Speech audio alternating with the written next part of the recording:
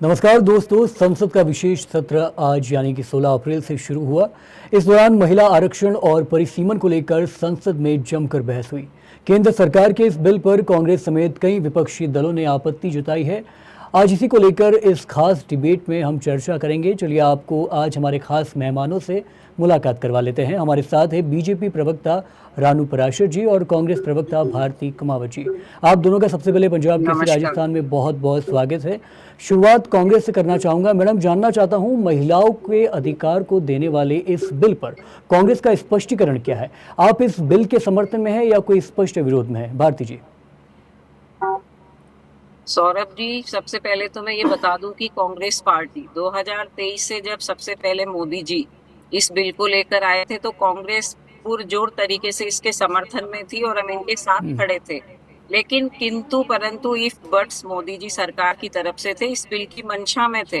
इन्होंने ये कहा था कि सबसे पहले इन्होंने 2 संशोधन विधेयक भी पास किए थे, जिसमें इन्होंने कहा था कि जनगणना कराएंगे और उसके बाद परिसीमन करेंगे।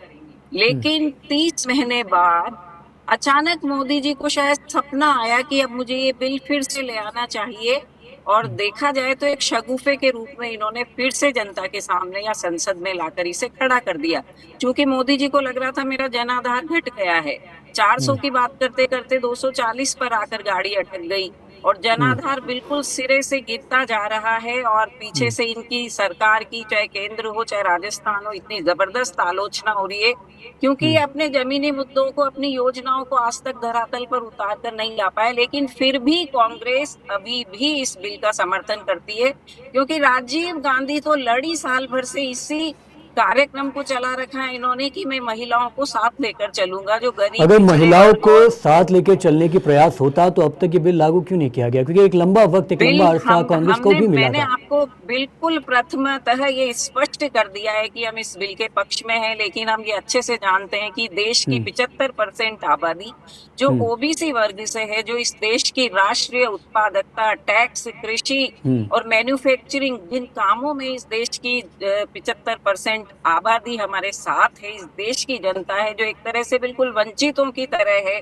यदि उसे हम मेन स्ट्रीम में नहीं लाएंगे, अपने ही 2 संशोधनों से हम मुकर जाएंगे, तो ओबीसी महिलाएं अपनी हक बिल्कुल की रक्षा के भारती जी, लिए, लेकिन आधी समझना आबादी चाहता हूं कि जिसे अगर कहते जब हैं, हम वो लड़ेंगी। कांग्रेस को भी तो समय मिला कार्यकाल में जिस राज करने का, आरक्षण की सत्ता आप में, बात प्रदेश कर में, रहे हैं उनमें केंद्र में। पहले आप जनगणना कराइए। आपने 5+2 7 इयर्स जनगणना को बिल्कुल डिले कर रखा है, और जनगणना की बात किए बिना जब आपने एसआईआर थोपी, जबरदस्ती थोपी, जल्दबाजी में थोपी, और ये बिल भी आप जल्दबाजी में थोप रहे, जिससे इनकी मंशा साफ जाहिर होती है कि ये निहायत एक पॉलिटिकल स्टंट है। चुनाव हो रहे हैं, आदर्श आचार संहिता की हम अनुपालना नहीं करते, और यदि आप बिना जातिगत जनगणना कराए लेकिन भारती आप जी, आप मेरी परिसीमन चीज सुन पा करते रही हैं, हैं? तो ये लोकतंत्र और संविधान पर बहुत बड़ा कुठाराघात है, मेरी वॉइस का कुछ जिसे करो यार, जनता आवाज नहीं जा रही एक्सेप्ट है। नहीं करेगी। भारती जी, सुन पा रही है आप मुझे? मैं कहना चाह रहा हूँ कि किस चीज़ की बिल्कुल जल्दबाजी थी, और सबसे बड़ी बात ये कि कांग्रेस को भी एक अरसा मिला था। अगर कांग्रेस चाहती, अगर महिलाओं के अधिकारों के लिए लड़ना चाहती, तो कांग्रेस ने अपने कार्यकाल में ये काम क्यों नहीं किया? और आखिर क्यों भाजपा को मजबूर होना पड़ा महिलाओं के अधिकारों का जिक्र करने के लिए, बात करने के लिए? और जिस लंबे अरसे की बात करें, 2023 में आप इसका समर्थन करते हैं और 2029 तक लगभग ये लागू होने के, पारित होने की बात होती है, तो किस तरीके से देख रहे हैं आप कांग्रेस के कार्यकाल में महिलाओं के अधिकार को लेकर? जी,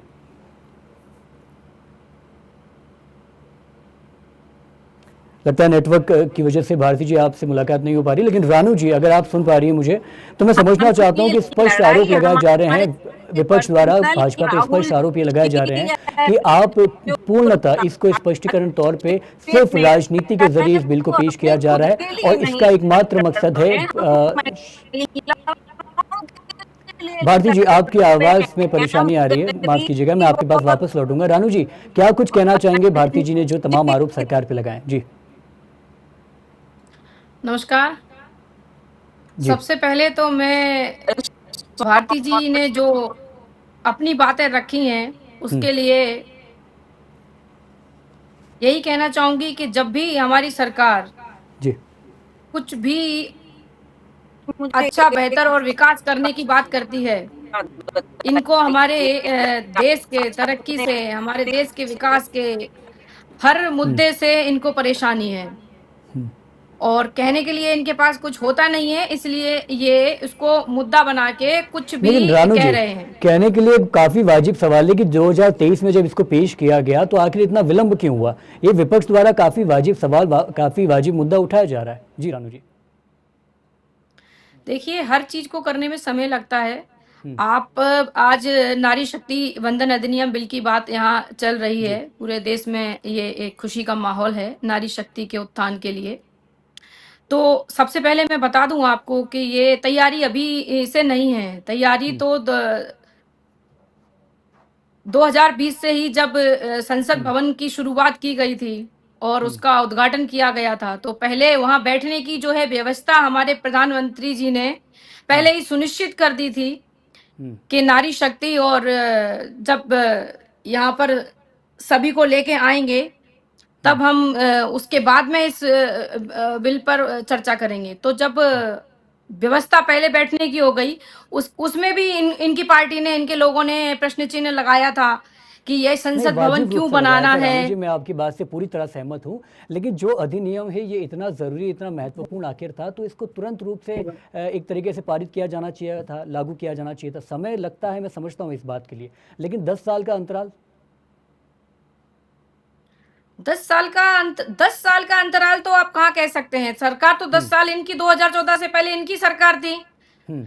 तो जो आज ये जिस चीज पे ये अड़ंगा लगा रहे हैं, जी। आज महिलाओं के विकास की बात चल रही, देश के भविष्य की बात चल रही है, तो 10 साल में आज जिस चीज के लिए हमें ये अड़ंगा लगा रहे हैं, दोषारोपित कर रहे हैं, पहले जवाब हम इनसे मांगते हैं। जवाब ये दें हमें कि हम्म। 2014 तक, 14 से पहले इन्होंने क्यों इस बिल को पास नहीं किया, क्यों संसद हम्म। में इन्होंने फाड़ के फेंक दिया।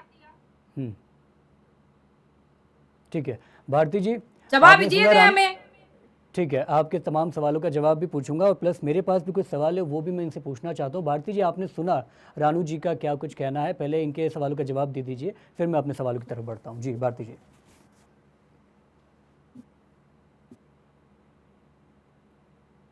भारती जी, आपको मेरी आवाज़ आ रही है? माफ़ कीजिएगा भारती जी, संभवतः आपके नेटवर्क में कोई दिक्कत है, इसकी वजह से आप मुझे सुन नहीं पा रही। लेकिन रानू जी, एक बार फिर मैं आपके पास लौटना चाहता हूँ। कांग्रेस के तमाम मुद्दे, विपक्ष के तमाम मुद्दे इस पूरे अधिनियम को लेकर, खास तौर पर ये कहा जा रहा है कि एसटी एससी के लिए जो निर्धारित कुछ क्षेत्र सीमित होने चाहिए, उसमें भी उसका डिटेल्ड आइडेंटिफिकेशन होना चाहिए, ताकि इस अधिनियम में उनके लिए भी कुछ हो। उस पर आप क्या कुछ कहेंगे? देखिए,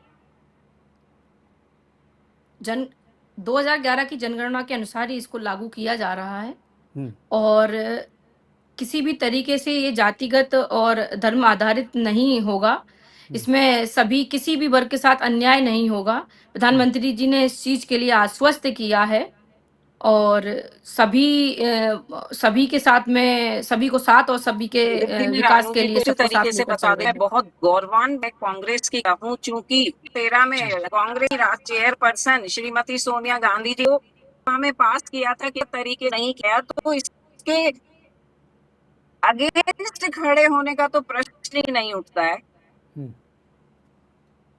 जी बोलिए बोलिए, भारती जी बोलिए, काफ़ी देर बाद आपकी आवाज़ अगेंस्ट आई खड़े मुझे। होने वाली क्या बात है? जब आपकी सरकार थी तब आप लेके क्यों नहीं आए? हमारी सरकार आने के बाद में जब महिलाओं को सुरक्षित से, हमने महिलाओं को बढ़ाने की बात की है। 2014 से बेटी बचाओ बेटी पढ़ाओ, जनधन योजना से महिलाओं की वित्तीय आर्थिक उनको सशक्तिकरण की बात की है। हर चीज एक क्रम में होती है। जब से हमारे सरकार बनी है, हमारे यशस्वी प्रधानमंत्री जी ने निरंतर निरंतर महिलाओं को ध्यान में रखते हुए, हर वर्ग को ध्यान में रखते हुए देश के विकास को पूरी तरीके से सुनिश्चित करने का काम किया है। पर रानू जी, ये मुझे और बताइए, इसमें 2029 का जो परिसीमन चुनाव जैसी है वो शर्त पूरी जोड़ने की तरीके से आखिर क्या क्लियर वजह कर रही? देगा, क्योंकि ये नारी शक्ति, पूरे देश की नारी शक्ति, बीजेपी और कांग्रेस की तो बात ही नहीं है। आज पूरे देश की नारी शक्ति हमारे प्रधानमंत्री जी को इस चीज के लिए धन्यवाद दे रही ठीक है है। रानू जी, मैं समझना चाह रहा हूँ कि परिसीमन जैसी शर्त आखिर क्यों जोड़ी गई इसमें? जब कांग्रेस ये चाहती थी, जब विपक्ष ये चाहता था कि तुरंत अधिनियम लागू हो जाए, तो फिर परिसीमन जैसी, डिलिमिटेशन जैसी प्रक्रिया जोड़ने की इसमें क्या जरूरत पड़ी? जी। देखिए, परिसीमन की प्रक्रिया आपको पता है, परिसीमन जी। कितने दशकों से जो है बंद किया हुआ था। हमारे हम्म। पूर्व प्रधानमंत्री इंदिरा गांधी जी ने 1976 में ही उसको जब फ्रीज कर दिया था। और उस समय आपातकाल की स्थिति में जब हम सभी विपक्षी दलों को उन्होंने जेल में बंद कर रखा था और 42वें फिर संविधान हम अपने शोधन जन पर आकर बात संशोधन करें। में उन्होंने पूरे देश के जो है लोकतंत्र को पूरे तरीके से खत्म कर दिया था और तब से लेके 2001 तक परिसीमन की प्रक्रिया को जिस तरीके से लॉक कर रखा था उसमें हमारी सरकार माननीय श्रद्धेय अटल बिहारी वाजपेयी जी ने उसको पुनः करने की कोशिश भी की थी, लेकिन कुछ समय बाद जब इनकी सरकार आई तो फिर इनको उस प्रक्रिया को पूरा करना चाहिए था और 2014 में जब हमारी सरकार आई तो हम निरंतर उस चीज पे काम कर रहे हैं। तो अगर ये और इतनी कोविड जैसी महामारी, अगर ये इतनी ही जनहितकारी योजना है या फिर प्रक्रिया है तो फिर विपक्ष का विरोध क्यों, विपक्ष का इस तरीके का अविश्वास क्यों? विपक्ष को तो विपक्ष जानता है कि उसको पूरे तरीके से अब देश में उसके लिए कहीं कुछ भी जगह बची नहीं है, खास करके जो हमारी नारी शक्ति है।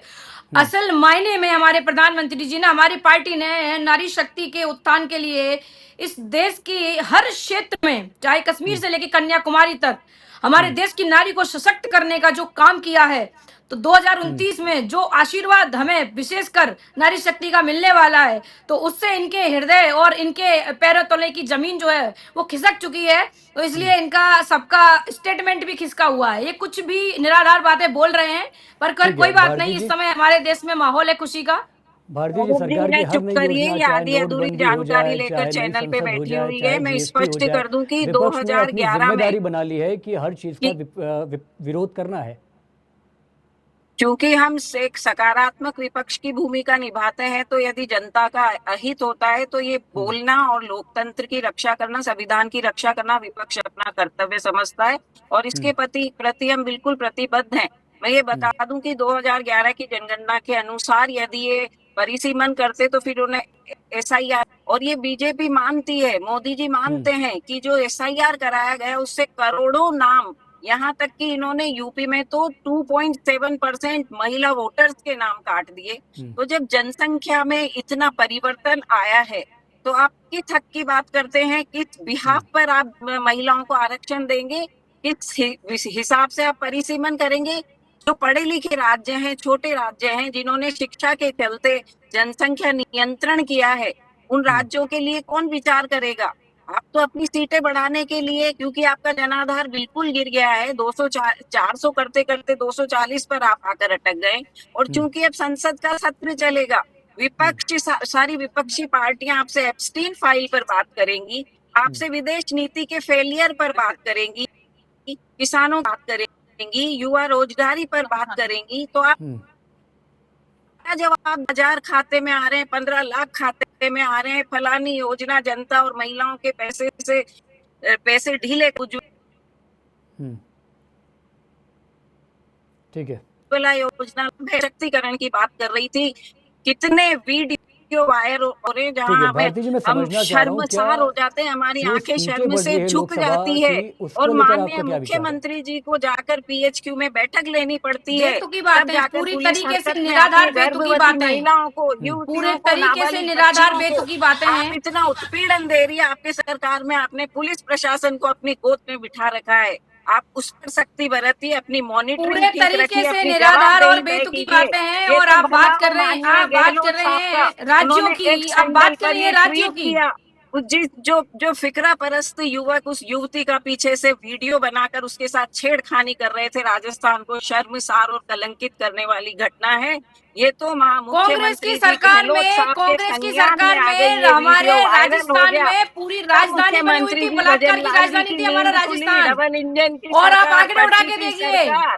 तब एनसीआर आप के आप जागे, आंकड़े और उठा के मैं तो देखिए। धन्यवाद आप देती आज हूँ क्राइम में भजनलाल जी हमारे, को आज कि क्राइम वो में हमारे विपक्ष प्रदेश का की बात कर रहे हैं, कंधा राजस्थान पकड़कर प्रदेश की चल बात रहे कर रहे हैं। हैं, ठीक है, SC ST के क्राइम की बात हो, महिलाओं के क्राइम की बात हो, आप ठीक आंकड़े है, एक उठा के बार फिर देखिए। अपने महिलाओं को मुद्दे पे लौटते निर्वस्त्र आपकी हैं। सरकार करके में क्या, घुमाया आपकी जाता है सरकार में रानू पूरे जी। तरीके आज से भी ST पेपर की लीक की घटना महिलाओं हो, को, महिलाओं के साथ SC की बलात्कार की महिलाओं घटना को हो, गाँव में काला मुंह करके घुमाया जाता आप है। आंकड़े पे जवाब बात है करिए, आपके आप पास आंकड़े इसका। पे बात करिए कुछ मैडम, तो आप शर्म आंकड़े पे बात कीजिए, करिए। कुछ तो एक्शन लीजिए। शर्म की क्या पुलिस बात है, आपके पास प्रशासन कुछ को कहने के लिए नहीं है, आप कुछ भी बेतुका बोले इंडिपेंडेंट जा रहे हैं। छोड़िए, आप आंकड़े पे बात करिए, आप एनसीआर छोड़िए, के आंकड़े दबाव की उठाइए। आप राजनीति गुलामगिरी छोड़िए, डिक्टेटरशिप एक छोड़िए। बार फिर मुद्दे आपकी पे सरकार लौटते अगर हैं। जीत आपकी सरकार जहाँ जीत जाती है वहाँ सब ठीक है। मैं आपके फिर जहाँ पर शिक्षा भी रानू जी मंत्री आपको आपके जी पास लगता आना है कि चाहता नहीं हूँ। अब आपका बदलने सुपड़ा का साफ होने धंधा वाला कर है रानू तो जी, मैं बैठे एक क्या बार हैं, फिर सूचना लौटूंगा का आपके पास, अधिकार लेकिन छोड़ भारती आयोग जी क्यों बना दिया एक बार फिर है। मुद्दे पे अरे लौटते हैं। बच्चों मैं के समझना चाह रहा हूँ नामकरण का आपसे हक जिस तो तरीके उनके से माता संसद पिता से की, मत छीनिए। मुझे लगता है भारती जी की जिस आप मुद्दे की ये राज्यों की बात चर्चा कर हो रहे रही हैं, है, आप जिस पर तमिलनाडु आधारित पर ये आ चर्चा जाइए, है, आप उसी पर तमिलनाडु आज पर आ हम जाइए। फोकस करते हैं। तमिलनाडु के भारती अंदर जी, समझना चाहता हूँ कि जिस तरीके से सीटों में वृद्धि हो रही है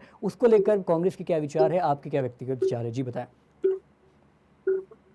सीटों में वृद्धि को किस तरीके से देखते हैं आप? सौरभ जी, आप जी मुझसे प्रश्न कर रहे हैं? जी जी, भारती जी मैं आपसे प्रश्न कर रहा हूँ। हाँ जी बताएं दोबारा। जी, मैं समझना चाह रहा हूँ जिस तरीके से जो सीटों में वृद्धि है उसको लेकर आपके क्या विचार है? किस लोकसभा की माफ सीटों में, कीजिए, मैं सुन नहीं पा रही हूँ। बिल्कुल मुझे लगता है कि नेटवर्क कवरेज के हाँ इश्यूज जी, की वजह थोड़ा से। सा जी जी जी, ट्रैवलिंग कर मैं रही हूँ समझना तो चाह रहा हूँ थोड़ी सी संसद की समस्या सीटों हो में रही है जिस तरीके नेटवर्क से की। वृद्धि दर्ज की जा रही है, कहा जा रहा है कि संसद की सीटें बढ़ेंगी, उसको लेकर आपके क्या विचार है और विपक्ष का क्या सोचना है इस पर? बिल्कुल, मैं ये स्पष्ट कर दूंगी, संसद की सीटें बढ़ेगी। अभी आप बता दिए राज्यसभा में, मैं कई बार आपके चैनल के माध्यम से बता चुकी हूँ कि राज्यसभा में मात्र 3 महिलाएं, एक आदिवासी तबके की है और 2 एससी से। और जब बीजेपी से ये प्रश्न किया जाता है और यदि ये इस तरीके से परिसीमन करेंगे तो निश्चित रूप से जो आर्थिक, सामाजिक और संस्कृति की दृष्टि से और जिनका राजनीतिक बैकग्राउंड है, वे महिलाएं जी। निश्चित रूप से संसद में या विधानसभाओं में अपना स्थान लेगी। वंचित तबके की, ओबीसी की, एससी की, एसटी की, माइनॉरिटी की महिलाएं आज भी सफरर है और वो इससे पीड़ित रहेगी, उन्हें स्थान नहीं मिलेगा। तो ये बिना राजनीतिक आधार के, बिना भेदभाव के मेरा सरकार से निवेदन है कि एक बार फिर से जातिगत जनगणना कराए और उसके बाद परिसीमन करे, ताकि देश की वास्तव में जिस महिला आरक्षण की हम बात कर रहे हैं उसे एक निश्चित स्थान पर और एक मर्यादित लोकतांत्रिक और संविधान ठीक की है, प्रतिक्रिया के अनुकूल हम उन्हें जगह दे सके, ठीक है तब रानू जी, जाकर हम विपक्ष का महिलाओं के हक स्पष्ट की बात कहना है करें। कि सैद्धांतिक रूप से इस अधिनियम के वो पक्षधर हैं, लेकिन अगर न्याय संकट हो, समावेशी हो तो ही ये काम का है, अदरवाइज इस पे स्पष्ट राजनीति आपकी सरकार द्वारा की जा रही है। जी रानू जी। पूरी तरीके से जनता में भ्रम फैलाने का काम है। मैं आपको तथ्यों के साथ में अपनी बात रखना चाहूंगी जी सौरभ जी।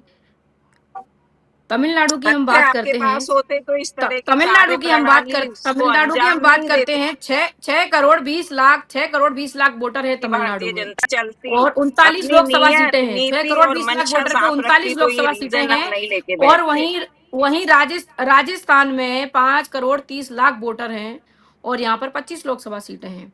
और आप बात करिए एक लोकसभा सीट की तो 15 लाख और 89,000 743 ये आते हैं हमारे तमिलनाडु के एक वोटर के हिस्से में। और राजस्थान में 21,20,000 वोटर।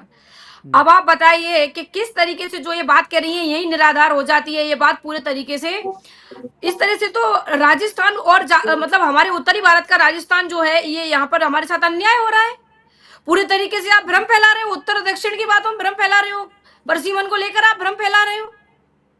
तो वो तो कह रहे हैं कि आप नई जनसंख्या के आधार पर नए परिसीमन का निर्माण करें, उसके हिसाब से आरक्षण दें। 100% हम यही चाहते हैं कि परिसीमन हो, परिसीमन होगा, पहले निश्चित रूप जनगणना से हो, परिसीमन होगा। फिर पहले जनगणना परिसीमन हो। होती है और सब जनगणना होती है पहले और जनगणना अगली साल शुरू हो जाएगी। और आप और जो भी 2011 की विलंब जनगणना हुआ की था बात कर रहे हैं तो उससे कोई एसआईआर किसी क्यों से छिपा करवाए? हुआ नहीं है। ये मुद्दा किसी से छिपा हुआ नहीं है कि कोविड जैसी पूरी त्रासदी पूरी दुनिया के लिए जो एक चैलेंज थी हमारे देश तो उससे लड़के आज बाहर आया है और बहुत ठीक अच्छे है, तरीके से ठीक है, हमने बहुत उससे बहुत निपटा शुक्रिया रानू और जी, आगे बहुत की बहुत शुक्रिया तैयारियां की भारती जी। और लोकसभा माफ़ में कीजिएगा। जी 2023 में महिलाओं को लाने के लिए बिल भी पेश किया और रानू जी आगे कोविड जी की बात कर रही है ना, आप धन्यवाद दीजिए हमारे मुख्यमंत्री माननीय अशोक जी गहलोत का, जिनकी ठीक है, इस उपलब्धि को ठीक कोरोना है, काल में बहुत बहुत शुक्रिया मोदी भारती जी जी, ने भी बहुत बहुत सराहा। शुक्रिया रानू पराशर जी। माफ़ कीजिएगा, आप लोगों की बात मुझे बीच में ही रोकनी पड़ रही है क्योंकि समय सीमा जो है इस चर्चा की वो अब समाप्त हो गई है। लेकिन आप दोनों का एक बार फिर से बहुत बहुत आभार व्यक्त करता हूं मैं पंजाब केसरी राजस्थान द्वारा कि आपने इस मुद्दे पर तफसील से बात की, न सिर्फ तमाम सवालों का जवाब दिया बल्कि राजस्थान की जनता को और इसी के साथ साथ पूरे देश की जनता को ये समझाने का विस्तृत रूप से तफसील रूप से बताने का पूरा प्रयास किया कि आखिर इस मुद्दे को लेकर क्या कुछ बड़ी घटनाक्रम और सियासी घटनाक्रम होने जा रहा है। बाकी प्रदेश भर की तमाम छोटी बड़ी खबरों के लिए देखते रहिए पंजाब केसरी राजस्थान। एक बार फिर से बहुत बहुत धन्यवाद।